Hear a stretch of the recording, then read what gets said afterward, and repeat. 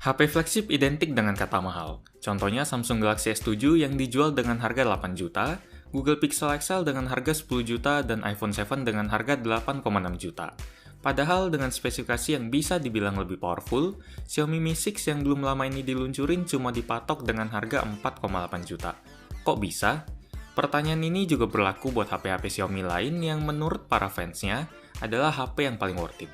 Buat ngejawab pertanyaan itu, cara paling gampang adalah mengutip omongan Donovan Sung, Director of Product Management Xiaomi Global. Seperti yang tertulis di Kompas Tekno, Donovan mengatakan kalau menghamburkan uang untuk iklan itu bukan gaya Xiaomi. Jadi alasan pertama kenapa HP Xiaomi bisa murah adalah iklan, atau nggak ada iklan. Dibandingin sama merek lain yang gencar mempromosikan produk mereka melalui iklan di TV, billboard, atau mengandalkan artis sebagai brand ambassador, Xiaomi memilih untuk mempromosikan produk mereka lewat forum-forum online, dan mengandalkan para fans mereka yang juga dikenal sebagai Mi Fans untuk menyebarkan informasi tersebut ke orang lain. Jadi, biaya yang dikeluarin Xiaomi untuk keperluan promosi pun terbilang sangat sedikit kalau dibandingin dengan yang lain. Alasan kedua adalah sistem penjualan Xiaomi yang lebih berfokus pada area online. Berbeda dengan Samsung atau Apple yang berani menginvestasikan banyak uang ke toko offline mereka, Xiaomi memilih untuk fokus menjual produk mereka di toko online. Selain bisa menghemat biaya untuk membangun atau menyewa toko, mereka juga bisa menghemat biaya perawatan toko dan gaji karyawan. Belum lagi mereka bisa menghemat selisih harga tambahan yang jelas bakal ada kalau mereka nitipin produk mereka ke toko orang lain. Toko-toko di ITC atau mall pasti pengen untung juga dong, namanya juga jualan. Alasan ketiga, jumlah produksi yang terbatas. Untuk poin ketiga dan keempat, saya akan mengutip omongan Hugo Bara, mantan VP Xiaomi Global saat diwawancarai oleh TechCrunch. Semua link yang saya pakai sebagai referensi sudah saya taruh di kolom deskripsi. Jadi untuk poin ketiga ini, Hugo menjelaskan kalau dengan memproduksi HP dengan jumlah terbatas, mereka bisa menyesuaikan harga HP tersebut dengan harga komponen yang semakin lama akan semakin murah. Namanya juga teknologi. Jadi misalnya ongkos produksi batch pertama adalah $200, maka Xiaomi akan menjualnya dengan harga $300. Untung $100. Setelah HP-nya habis terjual atau tersisa sedikit, maka Xiaomi akan kembali memproduksi HP tersebut dan menjualnya dengan harga yang lebih murah. Karena ongkos produksi juga seharusnya akan lebih murah. Selain bisa menghemat biaya, jumlah produksi yang terbatas ini juga punya keuntungan lain. Contohnya promosi gratis kalau HP-nya terjual dalam waktu yang sangat cepat. Padahal wajar-wajar aja karena barangnya memang nggak banyak. Lanjut ke alasan nomor 4, portofolio yang sedikit, atau jenis produk yang sedikit. Di zaman HP Xiaomi cuma terdiri dari seri Redmi dan Mi, mereka bisa mengatur fokus pengembangan software dengan lebih mudah. Jenis spare parts yang dibutuhkan untuk memproduksi perangkat baru atau memperbaiki perangkat yang rusak pun bisa disediakan dengan lebih efektif dan efisien.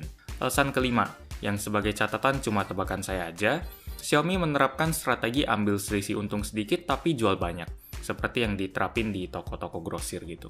Daripada jual mahal dan gak ada yang beli dan ujung-ujungnya dikira HP yang jelek, lebih baik Xiaomi memang menjualnya dengan harga murah sehingga banyak yang beli. Kalau melihat 5 alasan tersebut, kayaknya strategi Xiaomi ini mantap banget ya.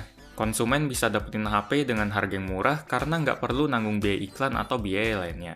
Di dunia yang ideal, semua merek memang harusnya ngikutin strategi ini. Bayangin aja kalau Samsung cuma nambahin $100 dari biaya produksi Galaxy S7. Harganya bakal ada di bawah 5 juta. Tapi sayangnya sistem ekonomi nggak seindah itu. Dan Xiaomi pun pasti sudah ngerasain efeknya karena mereka juga sudah mulai sedikit ngikutin sistem merek lain. Contoh gampangnya, mereka sudah menyewa artis lokal di Cina sebagai brand ambassador mereka. Terus, mereka juga sudah mulai membangun beberapa toko offline, contohnya kayak Mi Concept Store di Pondok Indah Mall. Kenapa Xiaomi mulai agak berubah? Alasannya juga nggak kalah banyak dari alasan kenapa HP mereka murah. Tapi menurut saya ada satu faktor utama, yaitu mereka mengincar yang namanya cognitive ease. Jadi istilah psikologi ini jelasin kalau orang akan merasa lebih nyaman atau lebih aman dengan sesuatu yang lebih sering muncul di depan mereka. Samsung dan Oppo adalah contoh paling bagus buat kasus ini. Karena mereka sukses buat selalu muncul di depan mata masyarakat, baik lewat iklan di TV, billboard, atau iklan di internet. Keberadaan toko offline atau service center juga berpengaruh banyak buat sebagian orang, termasuk saya, karena merek yang sudah punya toko sendiri dan jumlahnya banyak, akan menimbulkan kesan kalau mereka adalah merek yang sudah besar dan terpercaya. Sampai video ini dibuat, strategi mereka jelas berhasil karena Samsung dan Oppo sukses nempatin urutan 1 dan 2 soal jumlah penjualan HP di Indonesia. Apakah Xiaomi bakal ngikutin langkah duo raksasa yang selalu sponsorin papan nama toko di ITC itu, atau tetap pakai strategi awal? Sebagai konsumen, kita nikmatin aja persaingan mereka, karena persaingan para produsen itu selalu bagus buat konsumen. Demikian video penjelasan untuk kali ini. Kalau Anda suka dengan video ini, jangan lupa like dan share, karena bakal bikin saya semangat untuk membuat video-video sejenis ini lagi untuk kedepannya. Tapi kalau Anda nggak suka, langsung dislike aja. Terima kasih sudah menonton, dan kita ketemu lagi di video selanjutnya. Yuk!